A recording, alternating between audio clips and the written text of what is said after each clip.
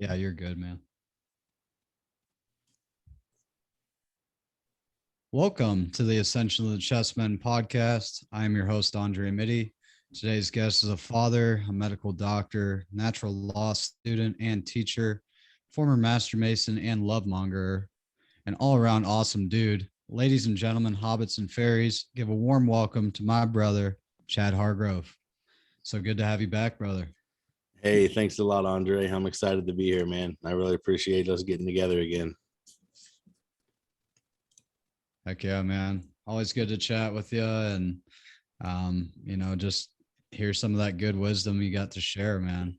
I, I'm never disappointed every time we talk. So, looking forward to this one. I'm definitely trying to, man. Just trying to keep it flowing in this chaotic world and these chaotic times we find ourselves in right now. Yeah, man. So what's the latest with you? What's life been like where you're living in your neck of the woods? And I guess what have you been focusing on lately? Well, I think the first time we had a episode together was in June of this year, and it was about a month or so before my son was expected, and so since then we've had our baby boy, Sage Solomon Hargrove, and it was just my partner Amberly and I here in our home. We delivered him, and it was just the most sacred of experiences for us. And man, I've delivered, and assisted in the delivery of several children before, but never my own, and never with my, with my partner, my life partner. And it was just to think that, I had respect and love and reverence for her before that time. I did have all that, but it just pales in comparison to how I view her now, and how I, to see what she went through to bring that life into this world. And I just played a supportive role. I'd been on the doctor side of things before, but I'd never been on the supportive birth coach side of it before, and partner side of it before. So my job was fairly easy. I just had to keep the water warm that she was hanging out in, and catch the baby when it was time. But it was all really smooth, man. The labor only lasted just shy of 4 hours. And it was, there were some times where, you could come into question about if you did the right thing, did we need to be at a hospital or anything like that? But we really just let nature take its course and didn't fight against it. And it really made for a smooth and relatively painless delivery. So I was just reliving the experience there. So That's beautiful. So I've been doing a lot of parenting since then. Amberly's got a 10-year-old daughter. I have a 10-year-old daughter, and now we have a 4-month-old Sage. So I've been doing lots of parenting, plenty of, work as far as, occupation goes. And I'm really started to gain some traction in putting together an online presence and a website and social media pages and stuff for the I don't even know if I should call it a nonprofit or a charitable organization, or simply a project that I'm working on, Aswithin. And the name of it is Aswithin. It's aswithin.org if anybody wants to check it out. But I decided to name it a project, Aswithin Emancipation Project. So I've been pouring a lot of my heart and soul into that. Been interviewed on a few podcasts since then. I've been putting together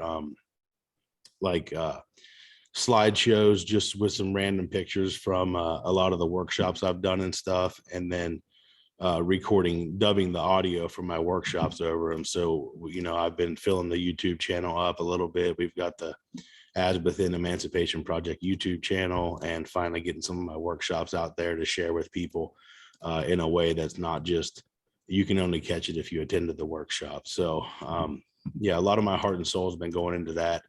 And through, this podcast, I've had people reach out to me from people hearing me on this podcast, Sam Tripoli's podcast, the Zero Spiritual podcast, and some of the other things I've done since then. I've had people reach out and book me for personalized like one-on-one sessions, and the Emancipation, the name, the goal is all in the name. It's Aswithin Emancipation Project. So we're focused on creating order and freedom within the individual so that we may manifest order and freedom without.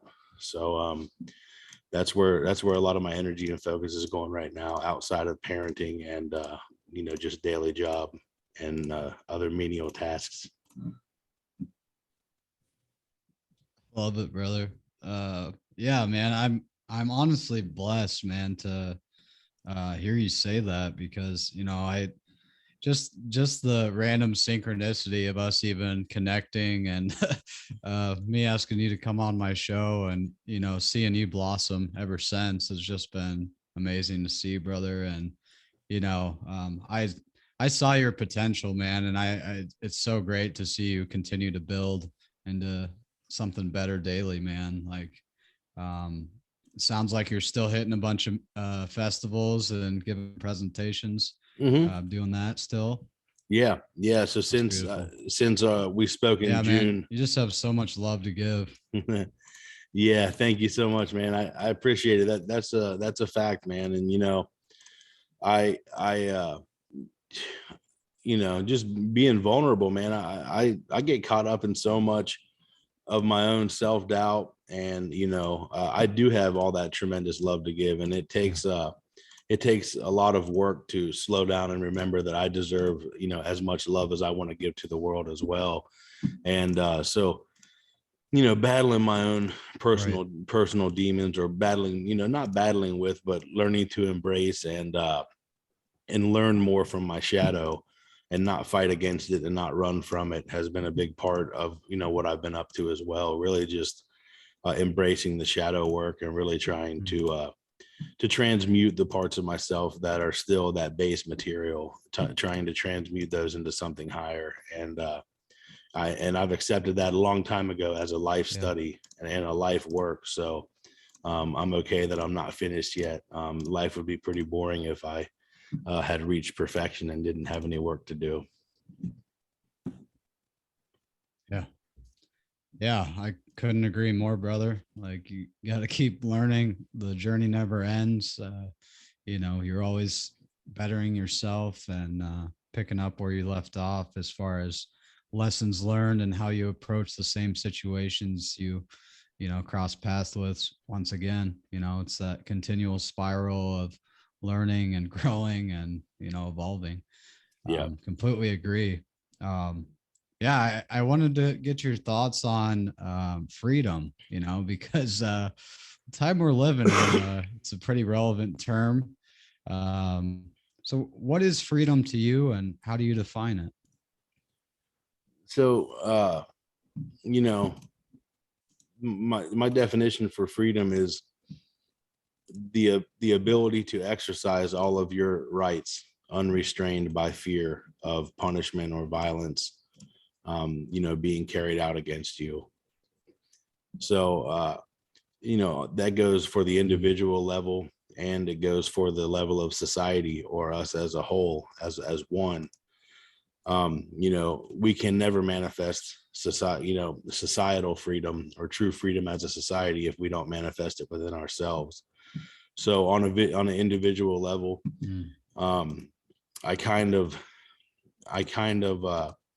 I guess I equate sovereignty and freedom, but I guess I could say they're a little bit different.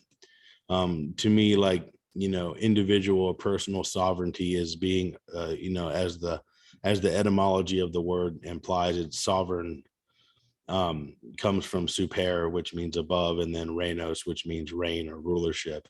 So to be personally or individually sovereign means to be above the reign of anyone else, or to be above the rulership of anyone else. And like physically, physically, we can get there mentally and emotionally without societal freedom, or we can approach it at least. But physically, Right. I can like get to a place where the actions and the behaviors and thoughts and the emotions of other people don't have any dominion over what I think, feel, and do. But that doesn't mean that there are still aren't institutions in place and systems that we've set up as a collective that will carry out violence if I exercise certain rights that I'm born with.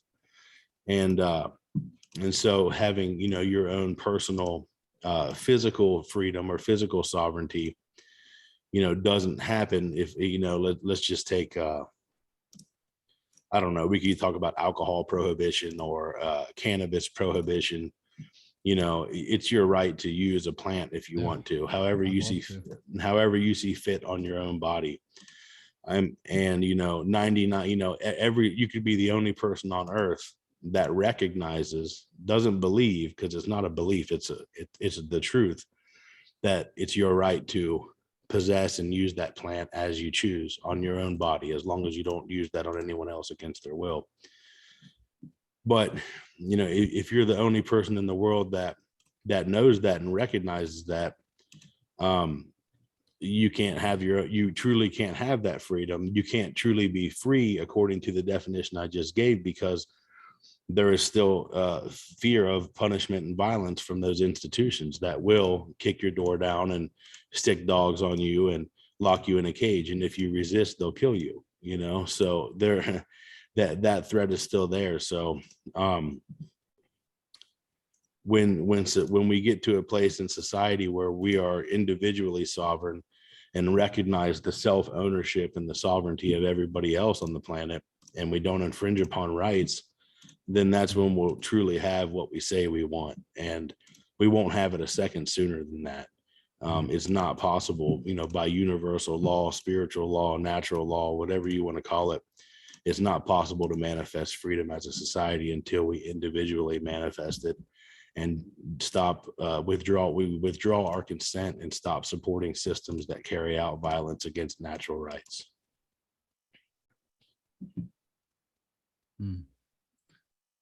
That was a beautiful explanation for that. And I think it really encompasses, what our potential is, as a species, just, what can we do if we all individually play our role and, the whole puzzle here, and, realize, like, if we take our power back and we have dominion over ourselves and, our impulses and our vices and whatever it may be, as long as, we're keeping ourselves in check, like, we can, begin to have these societal freedoms we seek, if we can all get on the same page and come at it from that angle.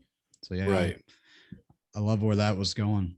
And our systems, our systems of persecution and punishment come from, like, self-loathing our own humanity. And that's why I talk so much about and like that, and trying to play God, trying to be the distributor of punishment and trying to hurt people who are already hurt. Yeah.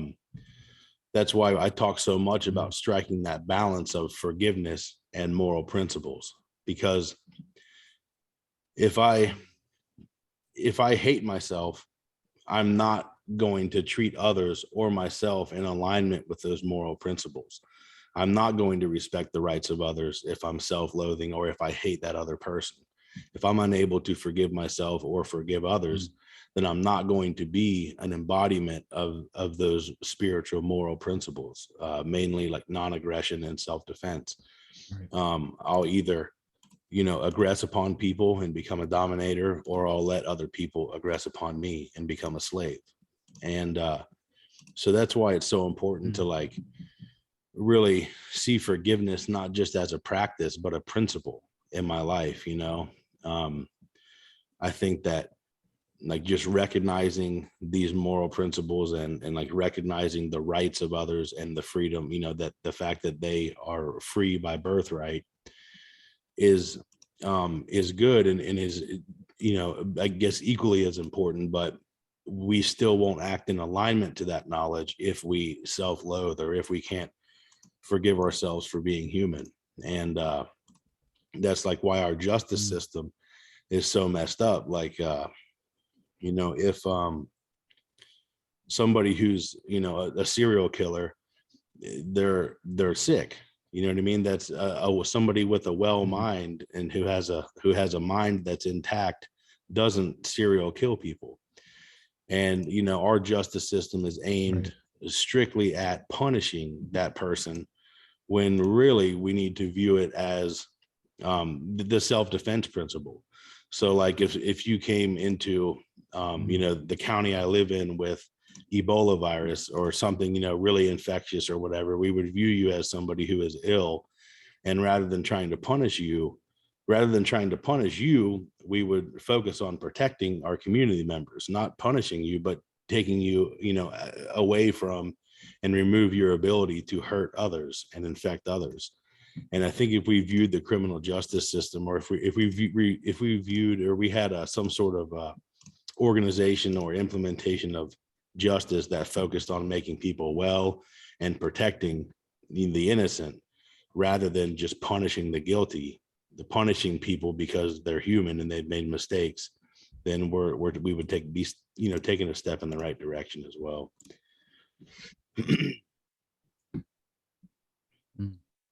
Yeah, it brings up and reminds me of the Stanford prison experiment, and it just goes to show, like, when you give someone a baton and, this authority over another human being, like what it can do to someone's, ego and, self-control over themselves and that other person. And, they let it go to their head, and, they see them as lesser than, or like not even human at that point. And, Right.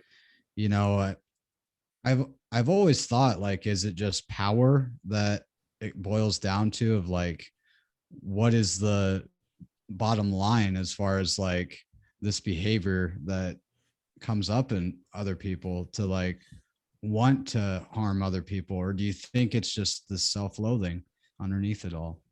I mean, I think that,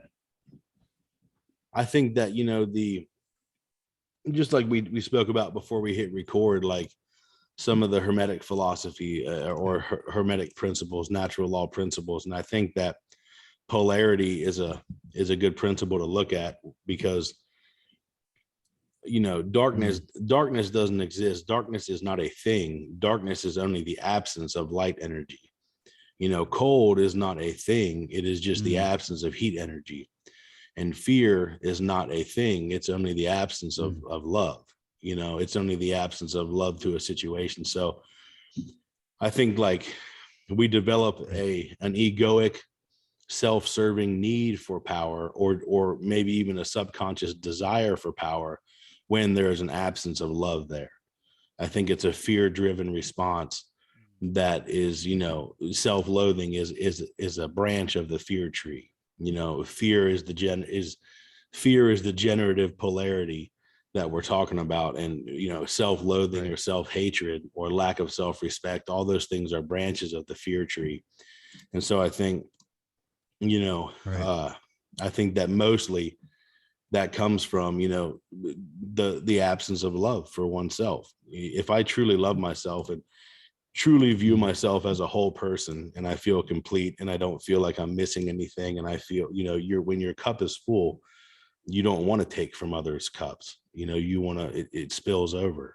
Right. And it's hard for me, and I could be wrong, but it's just my feeling and my sense of things, that if someone truly loves themselves and doesn't have unhealed trauma buried beneath the surface, then they don't get any self-serving or egoic gratification by stepping into the role of a dominator. And I like to say that if I were in that situation of the Stanford prison experiment, and I don't know why it's failing me right now. I can't remember that other experiment. I think it was done in New York, where they had study participants hitting a button or turning a dial that would there would be an actor in a room that would scream in pain every time they turned the dial, and the person administering the dial, why, I just can't believe it. I'm really familiar with this experiment. I can't remember the damn name. Anyway, you know, in I've those seen a people. very similar thing in a documentary on magic. Oh, really? Netflix. Huh. I can't think of his name. It's like Darren something. Yeah. Yeah, I don't know. I don't know why But yeah, I can't keep recall going. the name of it Didn't mean right to now. No, that's interrupt. okay. That's okay. Now I forget where we were going with that, what the question was. Something about how that New York experiment and okay. it would All right. trick people to Right.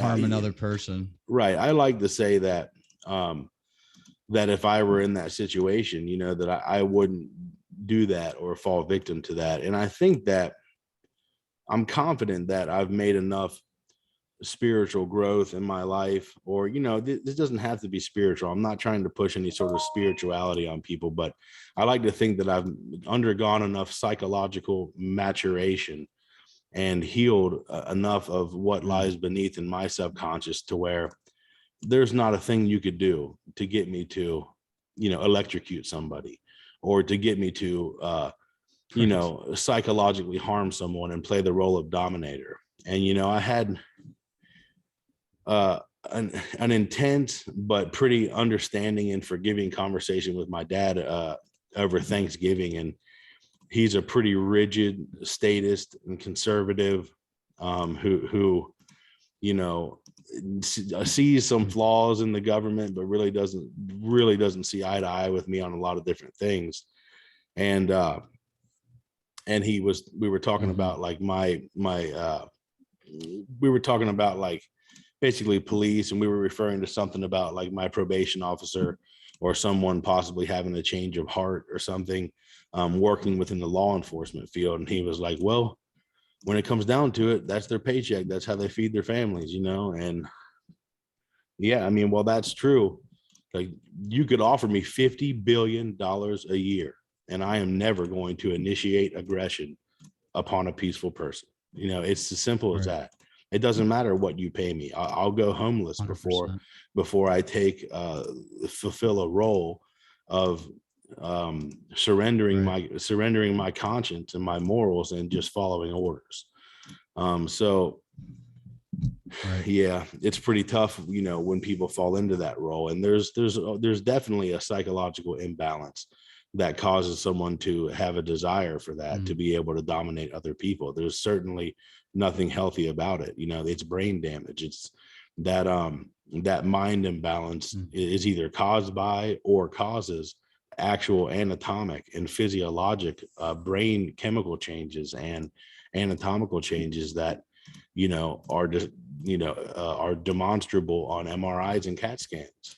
So like, you know, there's got to be a whole new paradigm shift to get, you know, if we really want people to remember the forgotten word and say no to doing immoral things, to initiating aggression. 100%, man. I mean, you know, here locally where I'm at, you know, they have billboards up of $10,000 signing bonus if you go work at the state penitentiary. And it's like, I mean, that's straight up bribery to get you to participate in, you know, the unjust behavior that's going on. And it's tricky, man. It's like, because these subjects are hard to get people to see eye to eye on, because it's like they're so stuck in the two-party system and the, you know, the team they've decided they're a member of, you know, like I feel like they're so attached to these titles and identities that they put on themselves that they forgot like they're more than any title that can ever be given. Like that's not, it doesn't represent who they are. But they take that on as if that's who they are. And so much of that so often like comes down to that self-loathing and that that desire of the inner child to make mom or dad proud. Honestly, you know, we all have that. Everybody has that inherent, like, I want my mother to be proud of me, and I want my father to truly be proud of me, and I want to feel that they're actually proud of me, not just hear them say it, but like, that, you know, actually feel it. Right. And in general, you know, like, we cling to labels so tightly. I've seen it with you know, organized religion, and I've seen it with political parties and political ideologies. And like, a lot of times, and this is not a general statement, this is not saying that everybody falls in these categories, but as a generality, you know, there are the conservative or hardcore Republican faction has a damaged relationship with their father, or has a psychological daddy issue, if you will, because they cling tightly to the protector, the defender, the tough lover. You know, the Republican Party is the tough love party. You know, we don't want a welfare state, we won't take care of you, we want this and that, and they are the protector and the aggressor, and they'll go out and kill before anyone gets killed, and they'll go out and, you know, all these things that we associate with conservatism today. And then, you know, the opposite's true for the far left. You know, they want the nanny state, they want mommy in Washington DC to nurture them and take care of them and provide for them and be gentle on them. And you know, we have to realize that these schisms and these psychological imbalances exist within all of us, and to not be afraid to see it and admit it. You know, it's okay to admit it, because it's part of life. Our parents weren't perfect. We love them anyway, and they are proud of us deep down, and they don't wish to punish us any more than we, you know, than we already have been punished. And they have their own issue. They have their own imbalances like that too. And they want their parents to be proud of them. And a lot of their parents have passed on, you know, and so there's a lot of unresolved things. And that's a huge component of generational trauma. You know, those things, their issues from their parents cause them to usually be so afraid of becoming their parents, while at the same time, the inner child screaming to be recognized and appreciated and supported like it needed to be. And they're so afraid of failing in all the ways their parents did, that they manifest the same failures and pass them straight on. And so, you know, I'm kind of rambling now, but like, you know, that's healing the inner child. And like, you know, getting to a place where we can be like, it's okay. These labels aren't me. I don't have to cling to conservatism, Republican, Democrat, Christian, Jew, Muslim, whatever. I don't have to cling to that. I'm a human being. And deep down inside, if I scratch beneath every layer and all the layers of labels and these false identities that I have, that I wear like, you know, war medals or decorations, aren't the real me. And really the real me just wants to live and love and not harm anyone and not be harmed by anyone.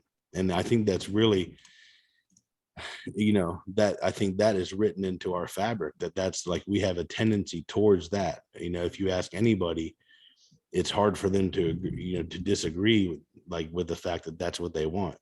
But it's just the layers of trauma and unhealed wounds and the scariness, you know, of being afraid to face those things and heal those things, that keeps us perpetuating our own suffering and manifesting the opposite of what we say we want. Yeah. I mean, making the unconscious conscious, as Carl Jung would say, you know, bringing all that shit to the light, and you know, just confronting it, and you know, moving forward so you can move forward. And yeah, that was a brilliant metaphor for the political system, man. I must say, I've never heard it put like that before. That was very well said. I do have to give credit for Mark Passio for really getting me to peer into that, to that psychology. Like that was, you know, I never would have, was genius. I never would have looked at it or considered it that way if it weren't for him, you know. just like he and many others say, like, if I see farther, it's only because I stand on the shoulders of giants. It's only because of all the amazing people that have come before me and who have built, who have put, made their magnum opus or their life's work, aggregating this information and helping people understand their mind. And it's true, man. People just, if everybody could just take a break and take like 5 seconds and just say, it's okay. Like any force outside of you or any force that matters in this universe has already forgiven you by virtue of you existing and having the volition and the free will to fuck up and make mistakes. Like you're already forgiven by any force, that matters. And you're only waiting on your own forgiveness, and forgiving other people and healing and processing through that is like, it's a gift to yourself. It doesn't matter if they deserve it, you deserve it, to just let go and say it's okay. And to just start where we're at right now. For me, it's just such a strong foundation for like where we can go. And, that's everybody. So freeing. It is hard for people to conceive, like manifesting a world where there's not this violent state that's a looming threat over you. Oh my gosh, got my cat coming in for the kill. Hold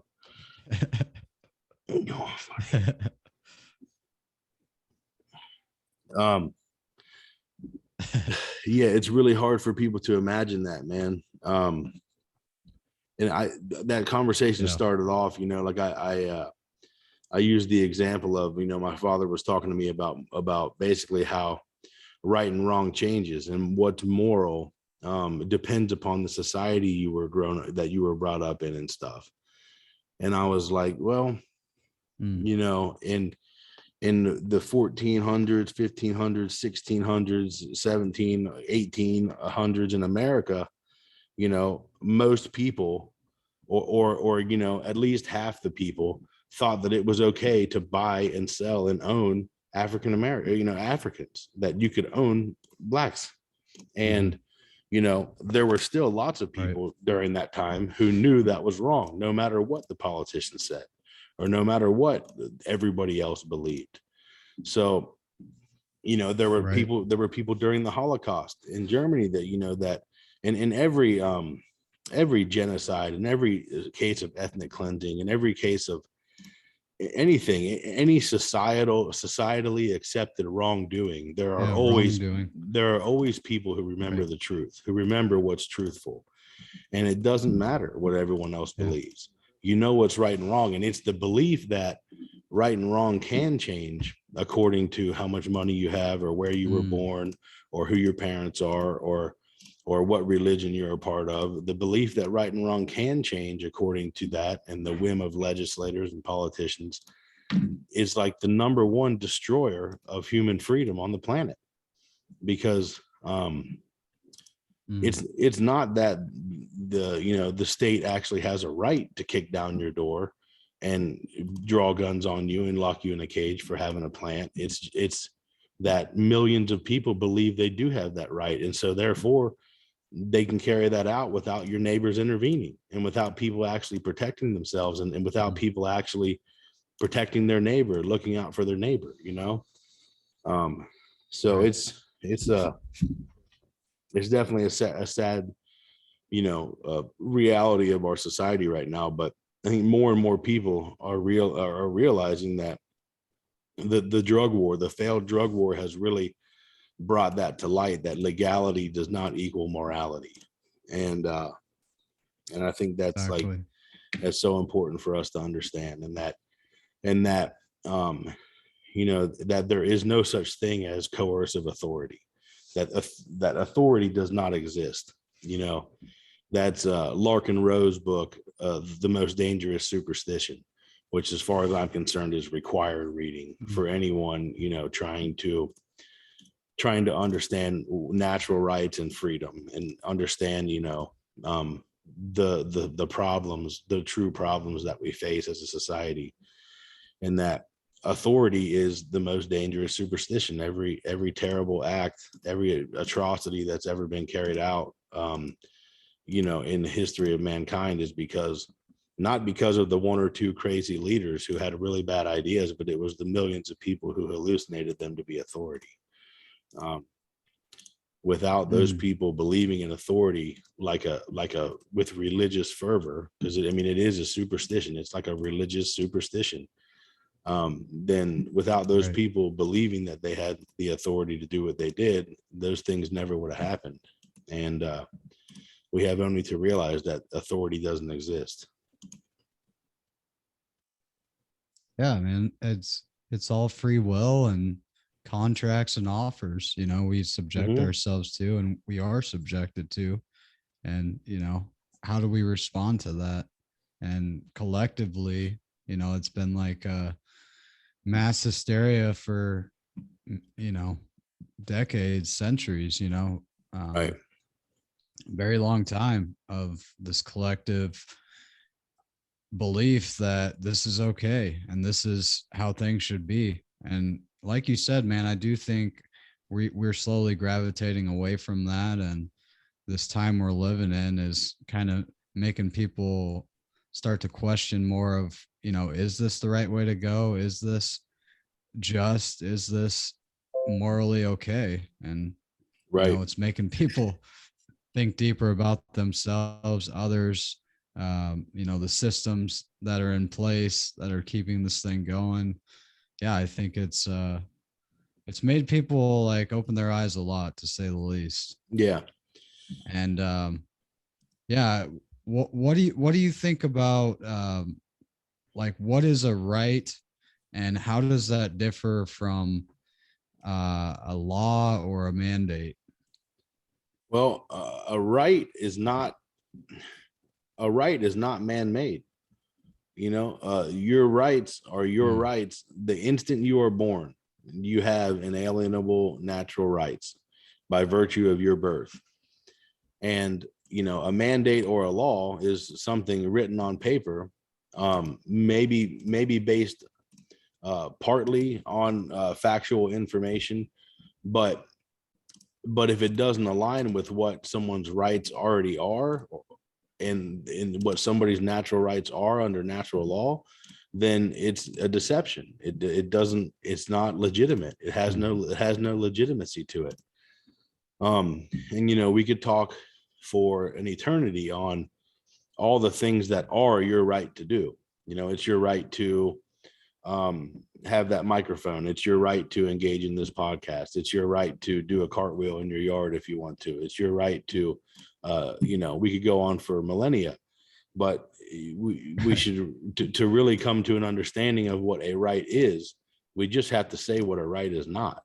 And a right is any action that does not initiate harm to another sentient being. If it initiates harm to someone else, then it's a wrongdoing. It's a wrong as opposed to a right. If it does not initiate harm, Right. Then it's your right to do. And that includes, it's not prudent. And I do believe, intentional self-harm is, intentional self-harm is, is immoral or should not be done, and is definitely not prudent.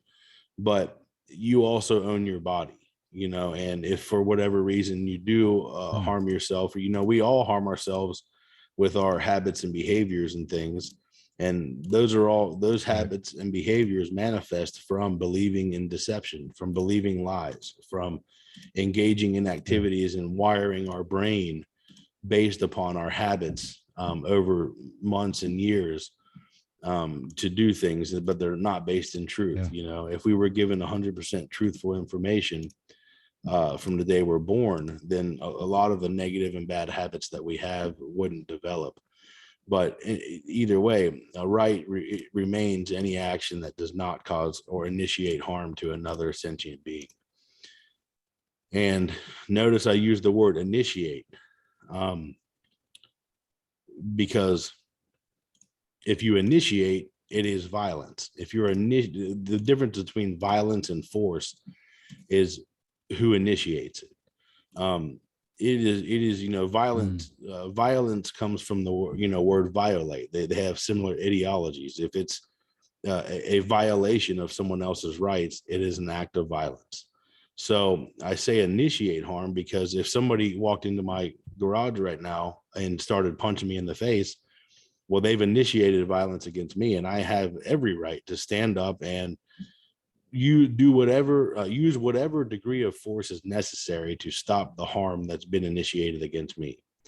If somebody, that's half my size comes in and slaps me in the face, I don't have the right to shoot him in the head and kill him, but I have the right to hold their hand, hold their wrist to where they can't hit me anymore, put them in a bear hug, whatever I need to do. But defensive force is covered absolutely under the masculine principle of self-defense, and that includes your neighbor, that includes the weak and the innocent. If somebody came in my house and or someone came to my neighbor's house and started beating them senseless in their front yard for no apparent reason, I have absolutely the right to intervene, because there is a violation of my neighbor's rights taking place, aka an act of violence.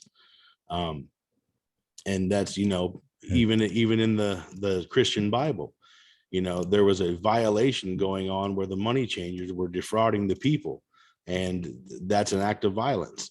It's not physical violence, but Jesus went in there, flipped the tables over, and whipped their asses in the town square, for defrauding the people. He used defensive force to protect his neighbors and protect the weak and the innocent. Right. That's what a right is. And the rights are like muscles. If you don't use them, you lose them. And if you don't know what they are, well, you sure as hell can't ever manifest freedom individually or as a society. If you can't define what a right is, then how do you ever expect to know if your rights are being infringed or violated, or if you're infringing or violating someone else's rights? So true, man. Yeah, I think that's a big part of it is, just being aware of what our rights are in the first place, to even know if they're being infringed upon, all around us. And Right. I think that's a key point. How about principles? How do you define a principle versus a right, and how do those kind of differentiate? Principle means first thing. So a principle is an internal value, or a value that every thought, emotion, and action is weighed against. It is your moral code, your ethic. A principle is just that which is to be considered before all things, before anything else is considered. And so, if you can remember, I really find the balance of three principles to be paramount.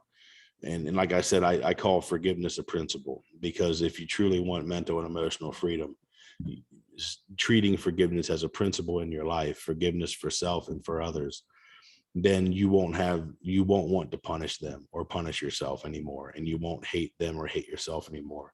And that frees you up to truly align with the other two principles that I think striking a balance between forgiveness and these two principles is the key for ending human slavery and ending human suffering. And it can be spiritual if you want it to. To me, it's extremely spiritual. But if someone who is an atheist can view it the same way, you can just remove some of the spiritual language I use.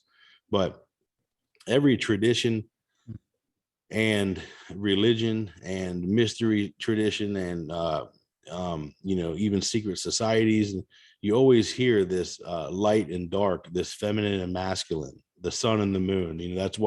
This is why I named them. I gave my son the middle name Solomon, which sol means sun and mon means moon. So Sol O Mon is the marriage of the sun and the moon. It's the alchemical marriage, and it's the union, the divine union marriage.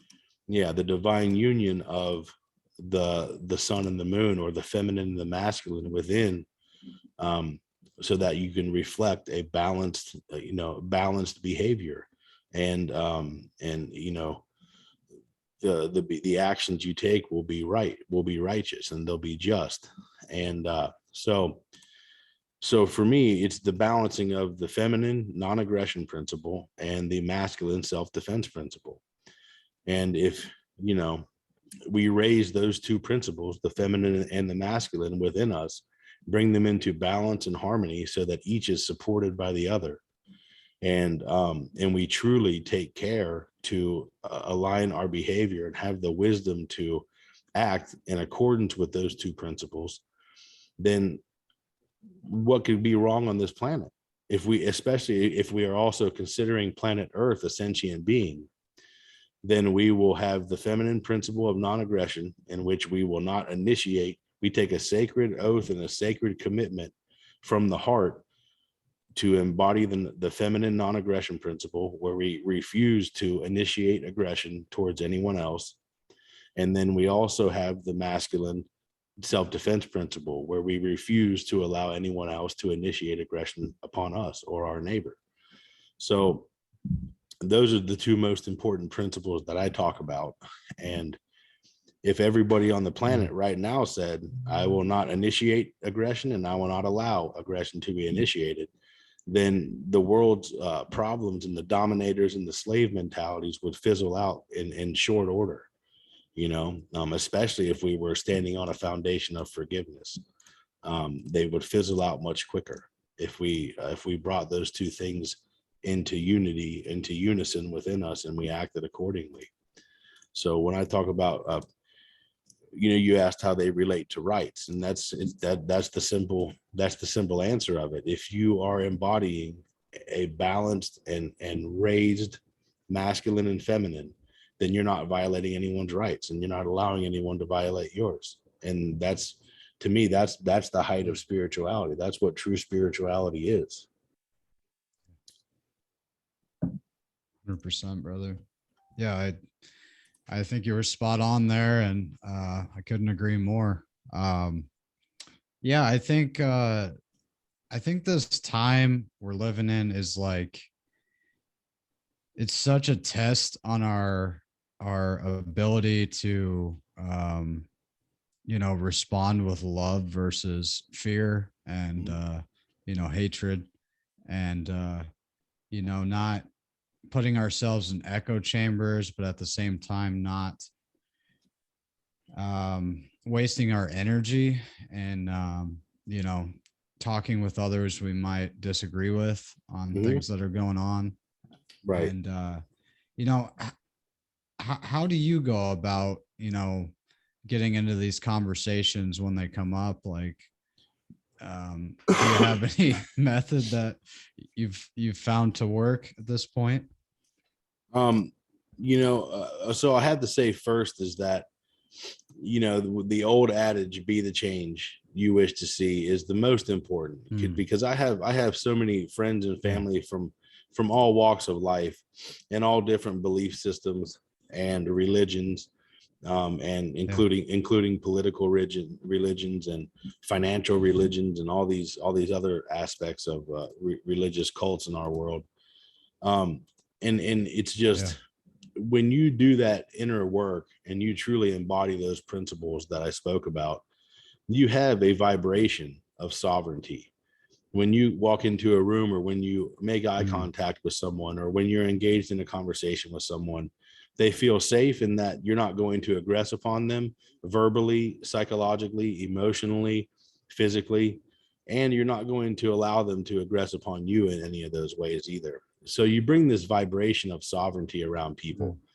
And a lot of times it, I don't know, subconsciously or gives them a feeling of freedom. And they're like, damn, that's what freedom feels like, or that's what sovereignty feels like. That's the word for it, or that's the way that I feel when this person is around or comes in the room.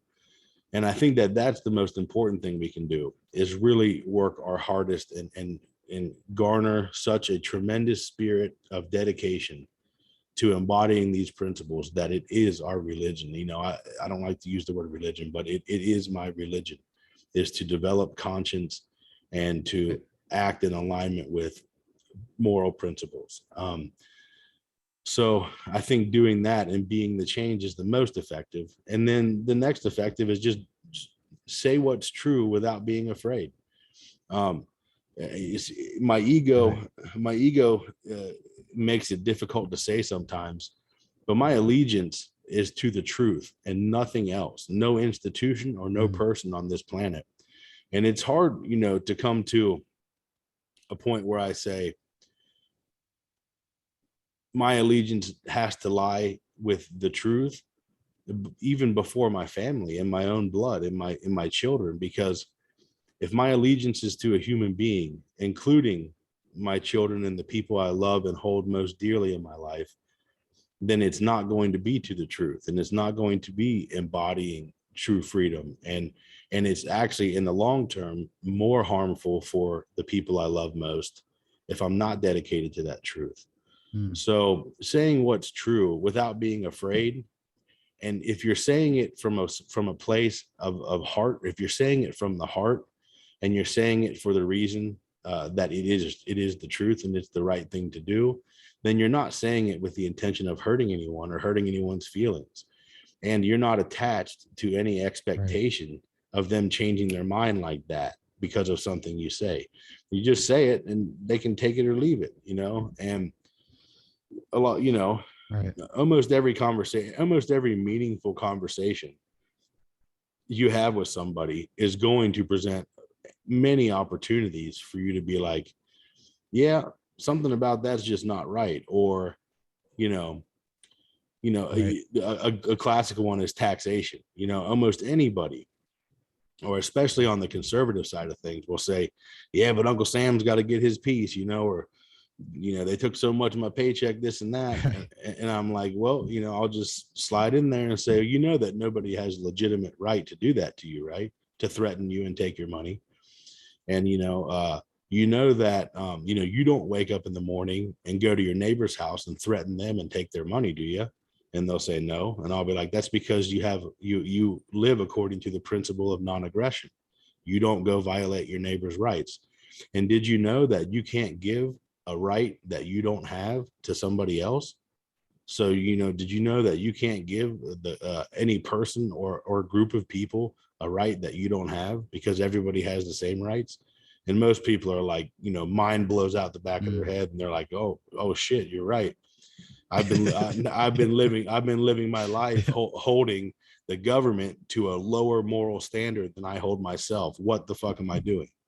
So like, just things like that. Just say, and that's the truth of the matter. Nobody has a right to threaten you and take your money, to take what you rightfully acquire through your labor. They can't do it. It's not legitimate. So I say that's true.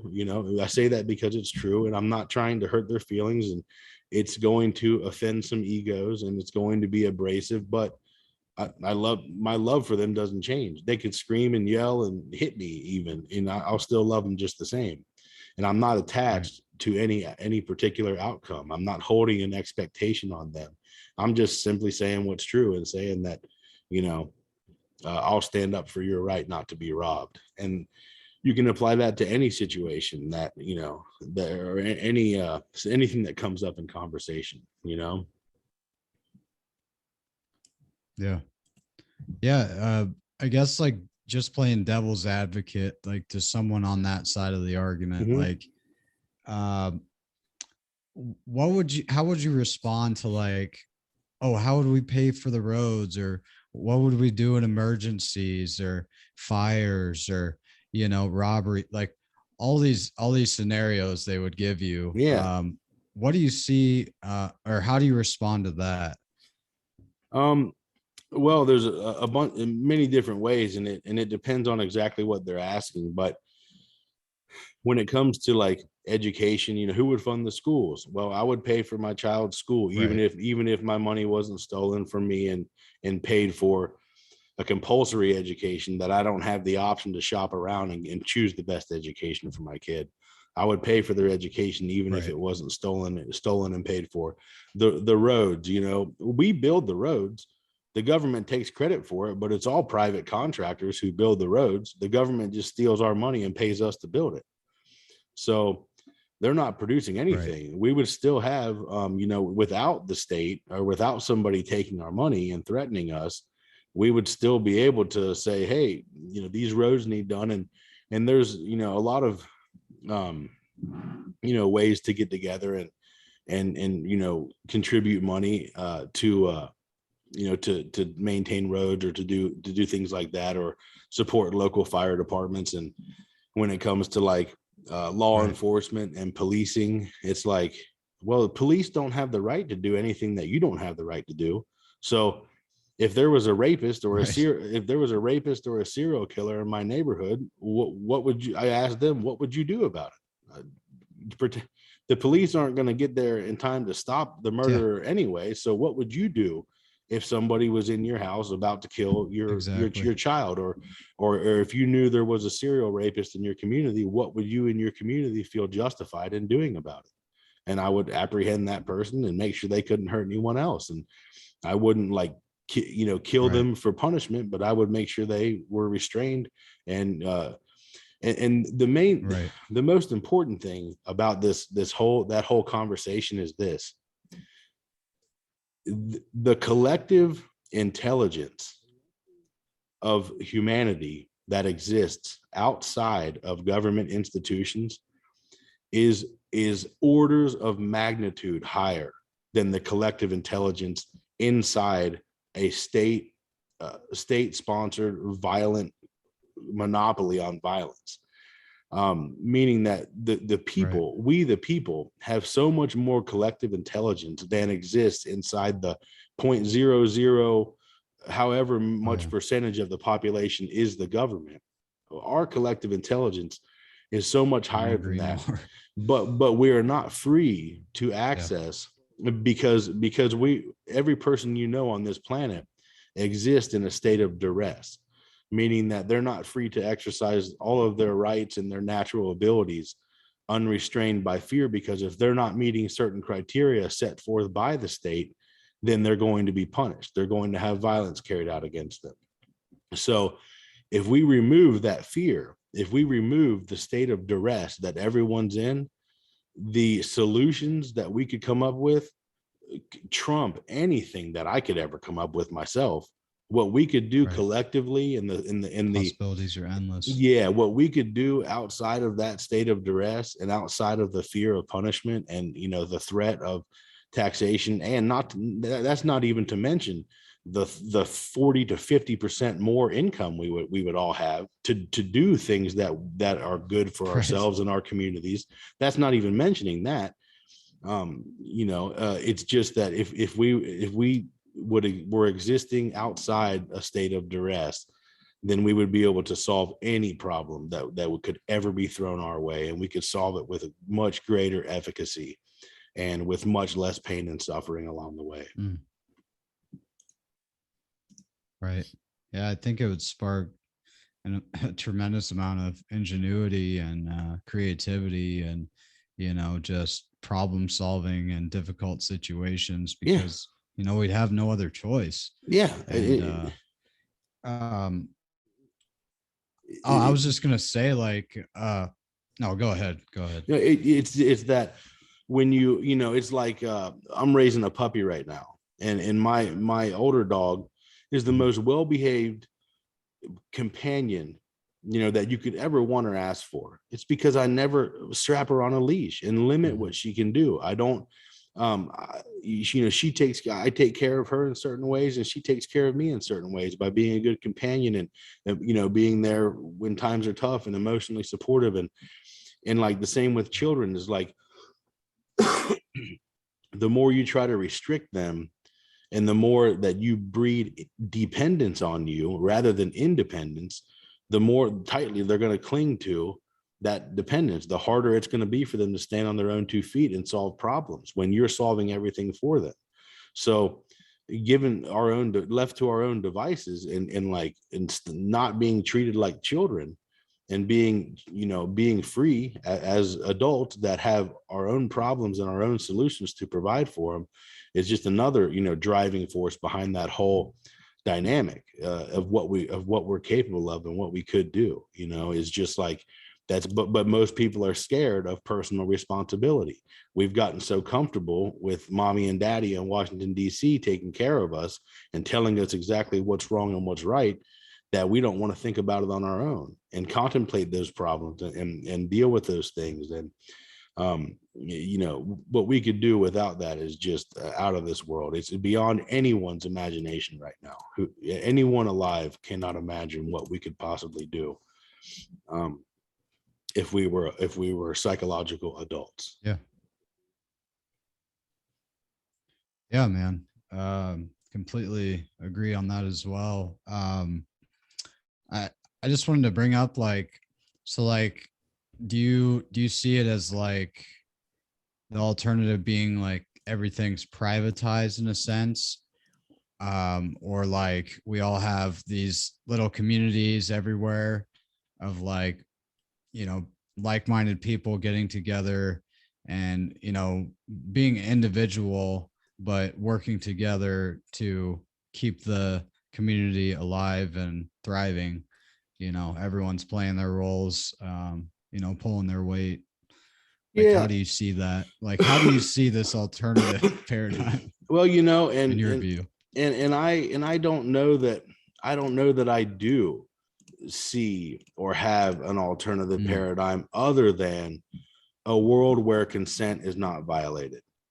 So in other words, a world where every interaction between any human being is completely voluntary and based on fully informed consent and agreements. So if there are always going to be probably really imperfect and wounded people that do bad things and that don't want to participate, and that's okay. It's like if we had a world where everyone interacted voluntarily, which is the only legitimate interaction, any action that's not, you either have voluntary or you have violence. So if somebody wanted to go start a socialistic or communist community, they could do so, but anyone is free to come and free to leave as they please. And if they decide that it's not what they want, they can just go they can go somewhere else, or they don't have to participate in that community. They could even live among the community and not participate in that without being threatened or coerced into doing anything. So I'm far from having all the answers as far as what that would look like, but I don't necessarily feel like I need to have all the answers, because I know what the answers are not, and that's a principled stance of the answer is not violence and coercion and the violation of consent. So if we started from there, then there would be a lot of chips falling in different places, and different communities would form who had like-minded people who wanted to live certain ways. And that would be okay, as long as nobody would be forced to live that way, Right. Yeah, that would be the bottom line for sure. Yeah. And I think that because it would get messy pretty quick otherwise. Right. And I think that if we had, a world like that, then the people in each community would the vast majority of people be willing to give mutual assistance to themselves, their neighbors and the community, and work towards a common good. They wouldn't be self-loathing, they wouldn't be scared, and they would be free, they would be responsible for themselves, they'd be responsible. It's just the possibilities of the solutions we could solve. Just feel a sense of purpose. Right. They would. Yeah, exactly. And this is just you and I living in this society, trying to grasp and imagine what happens to the individual and collective human psychology when we're released from bondage. That's really what this is.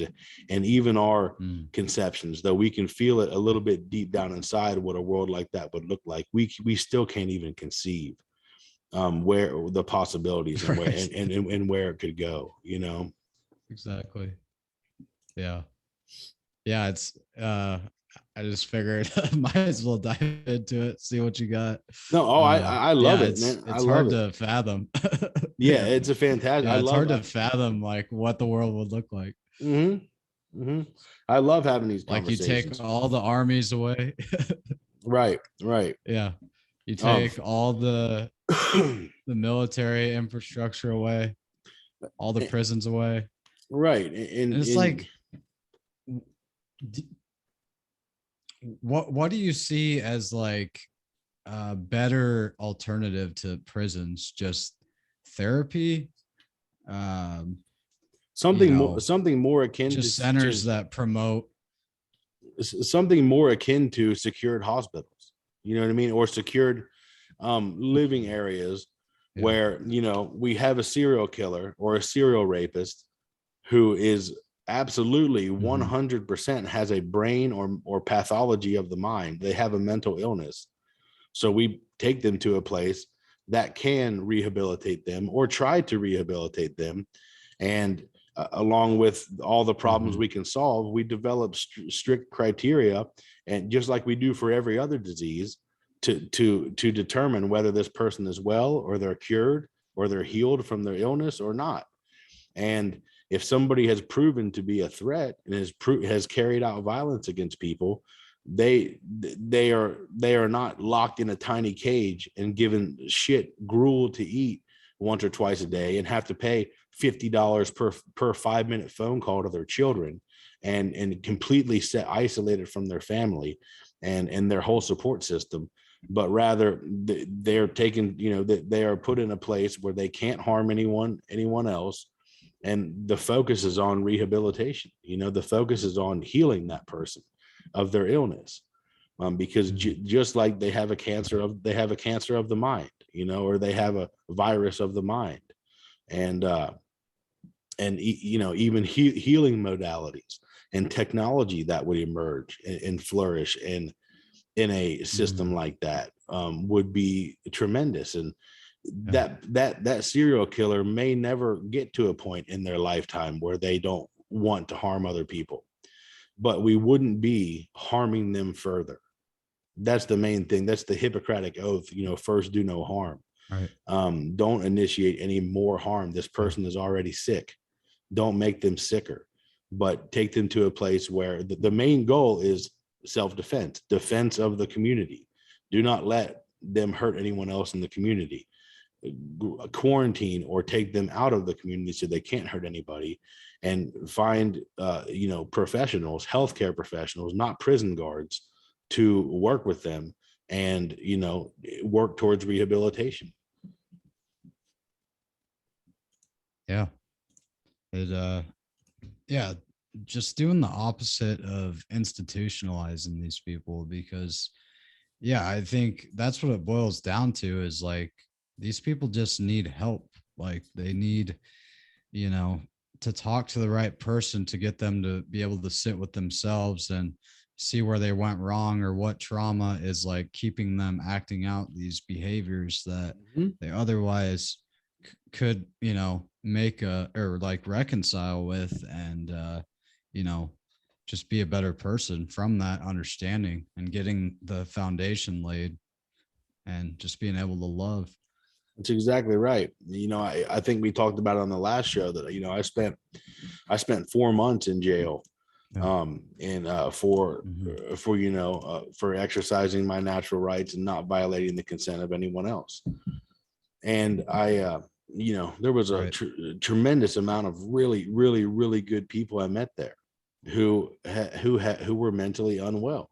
You know, they had a lot of addiction problems and substance abuse and you know, past childhood traumas and things like that. And it is so incredibly tough. I mean, I had it good in there. You know, I had so many people on the outside that cared about me and supported me. And these people have been stuck in a 10, 20, 30-year cycle of incarceration and kept from their families. And I mean, the phone calls, man, the phone calls is like $5 for like, no, it's like it's like something like 60 to 80 cents a minute or something to talk to the people you love. It's like $15 for $10 to $15 for like a 15-minute visit on a video phone. Nobody had in-person visits at the jail. I couldn't be in the same room as my daughter for like a visit. I couldn't talk to her through plexiglass. It had to be like a FaceTime where I sat facing the screen on the wall. You know, certain drawings and like letters that my daughter would write to me. If they were in ink, they wouldn't even give them to me. They wouldn't even let me read them. They wouldn't let me see the picture she drew for me and things like that. It had to be in pencil. And just all these different little things that I can't imagine being in and out of that for 30 years or 40 years and really just you're completely broken. It's not rehabilitating anyone. Yeah. And that's not the serial killers. That's not even the people that are even more severely ill, Yeah. Nonviolent. Right. Most of these people were nonviolent criminals. Yeah. Mm-hmm. Yep. Which is quite a conundrum or right. Oxymoron, right? Paradox. Exactly. Mm-hmm. Yeah. Mm-hmm. Yeah, I usually consider criminals of a violent nature. Exactly. But yeah, man. Yeah, there's no such thing as a non-violent crime. Exactly. Yeah, I completely agree, and I think that's the majority of the people filling up prisons is nonviolent offenders, especially in this country. Yeah, yeah, and to see a lot of them not get rehabilitation and continue to get used to, oh, I got a bed here, I got friends in here, like they start to like become comfortable with it and they're like, this is my home, and they start like believing that in a sense, brother. and like they start to see that as the home rather than the home outside. Like you wouldn't believe. And I like I said, I was only in there for 4 months and I got out on bond, and just in those 4 months when I got out, I was terrified. I was paranoid. Like when I was in there, I knew that I didn't have a looming threat. I knew that, like, I thought that when I got out, they put me on an ankle monitor, a GPS ankle monitor for 14 months until my trial, until my case was resolved. When I was out on bond, I had a GPS tracker on my ankle, and I thought they were waiting around every corner to get me and take me right back to jail and revoke my bond, and I would lose that $150,000 ransom that I paid to get out of jail. When I got out, it was way more nerve-wracking and way more scary than when I was in. And you hear that all the time from people. Those guys would be pacing back and forth, nervous as hell on their release date when they knew that their time was up and they were getting released. It was terrifying, and that was heartbreaking to see.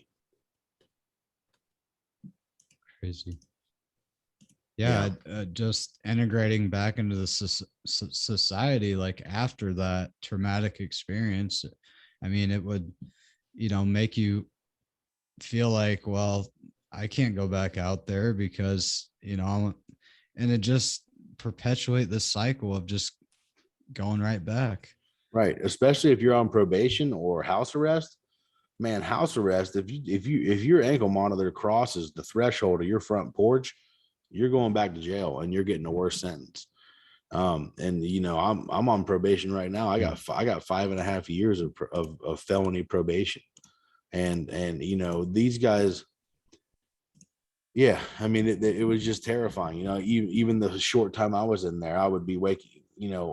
When I got out, I was waking up from nightmares about that they were kicking my door down and coming to take me back, or they were I was getting arrested all the time in my dreams for probably 3 or 4 months after I got out. And that's, like I said, my time was just so short and relatively easy compared to a lot of other people's times. It's just, it was rough, man. It's hard to see. It's hard to see the system from that side for sure. Yeah, man. I've been fortunate, never have been in a cage, but I mean, it's always been a deep fear of mine, and I'm fortunate, man, and I feel like I hope to never see that day come, but I think there is an aspect to it too, of like having that experience behind you, like what that's like, so you can relate to someone that has been there as well, and sure, like it also like teaches you reasons never to be back there, Right. in a sense. And it just gave me a whole new level of compassion. I was already fighting for the cause long before I went to jail, for ending the drug war and ending, Right. not nonviolent incarceration. But it just strengthened my resolve, and I got even more compassion for the people in there. And I got to also like look at it from me going through those 4 months, from the level of perception that I had developed up to that point. Nobody in that jail had been taught or exposed to or had a whole much exposure to the path of mindfulness or the path of natural law, or coming to spiritual development and things like that. I was having a conversation about natural law and moral principles with the officer as he was driving me to jail. And so, like, my mind ran away a few times and got scared. And remember, I was facing 85 years in prison, and my mind got scared sometimes, but my heart, man, I was never afraid. I knew that the universe had my back, whatever force that is, that things would end up working in my favor, that I was going to at least be okay. Not necessarily in my favor, but I was at least going to be okay. And when I was in the holding cell for like 24 hours or so before I went up to general population, I was just sleeping on a concrete bench next to a concrete wall with like 10 or 15 other people in there with you. And the first spot that opened up, I was on the floor for a while, but the first spot that opened up on the concrete bench that I could lay on, I laid my head down and looked at the wall, and directly in front of me, scratched into the cinder blocks on the wall, was the word forgive. And if that's not a reminder or an affirmation that I was going to be okay, because I had dedicated my life to teaching forgiveness and to helping people forgive more, then I don't know what is. So you were already teaching those forgiveness presentations before you went to jail and saw that? Yeah, absolutely. Yeah, I had probably already taught. Wow, that's crazy, dude. Yeah, I had probably already taught, like, crazy. because I went to jail October 21st, 2019. And I gave my first workshop. I had been talking about forgiveness since 2015. And I gave my first workshop in September 2018. And I had given 3 or 4 workshops already on forgiveness by the time I was arrested. Yeah, that's one hell of a synchronicity and quite a sign. Yeah, I would say. Exactly. Yeah. It definitely provided me some positive reassurance. Reflection there. Yeah, most certainly. It was. Yeah, man. It gave me a feeling of peace for sure. Go ahead. No, it just gave me a sense of peace when I was in that holding cell. That's so fucking beautiful, man. That just blows my mind. Like the feeling you must have had, like seeing that, and just the thought you would have had to yourself of like, it's all okay. Yeah, it's all gonna be okay. It's gonna turn out okay. Yep. It's exactly what it was. It's exactly what it was. And and a few of the people I met in there too that I knew 100% I was supposed to meet. And I held workshops in the jail. I probably did 4 workshops in the 4 months I was there, and people really enjoyed them and needed them, in their words, and really appreciated it. And it was just, yeah, man, it was a really valuable experience. Even though it hurt, it was valuable, and I am thankful for it. That's beautiful, brother. I always love hearing those positive stories from being in a negative situation. And I figure we'll end this on a positive note. And do you have any daily spiritual practices you've been doing lately, or just kind of however way you want to answer that, I guess?